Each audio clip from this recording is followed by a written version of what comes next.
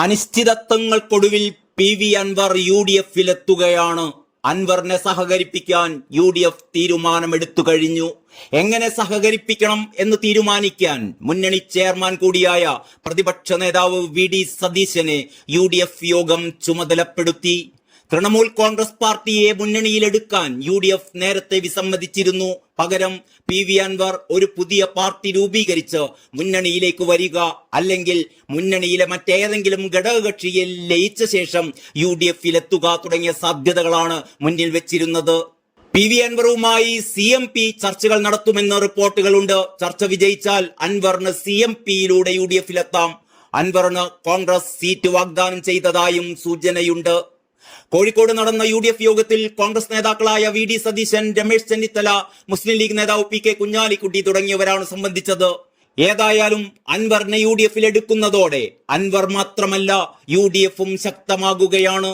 വരാനിരിക്കുന്ന നിലമ്പൂർ ഉപതെരഞ്ഞെടുപ്പിൽ, അതിൽ മാത്രമല്ല തുടർന്നുള്ള പഞ്ചായത്ത് തിരഞ്ഞെടുപ്പിലും 2026 നടക്കാനിരിക്കുന്ന നിയമസഭാ തിരഞ്ഞെടുപ്പിലും അൻവറിനെ കൂട്ടിയുള്ള യു.ഡി.എഫിന്റെ പോരാട്ടം ഇടതുപക്ഷത്തിന് താങ്ങാനാവില്ല. അൻവർ പിണറായിക്കെതിരെയും P. ശശിക്കെതിരെയും പറഞ്ഞുകൊണ്ടിരുന്ന കാര്യങ്ങൾ 100% ശരിയെന്ന് വിശ്വസിക്കുകയും അതിന്റെ പേരിൽ മാത്രം അൻവറിനോട് മമത പുലർത്തുകയും ചെയ്ത ലക്ഷങ്ങളാണ് ഇവിടെയുള്ളത്. യു.ഡി.എഫ് അനുവദിച്ചാൽ അടുത്ത തിരഞ്ഞെടുപ്പിൽ പിണറായി വിജയനെതിരെ പോലും താൻ മത്സരിക്കുമെന്ന് പി.വി. അൻവർ മുമ്പ് പറഞ്ഞിരുന്നു. അടുത്ത തിരഞ്ഞെടുപ്പിലും പിണറായി മത്സരിച്ചിരിക്കും. അദ്ദേഹം എവിടെ മത്സരിക്കുന്നുവോ അവിടെ മത്സരിക്കാൻ താൻ തയ്യാറാണ് എന്നും അൻവർ അന്ന് പറയുകയുണ്ടായി.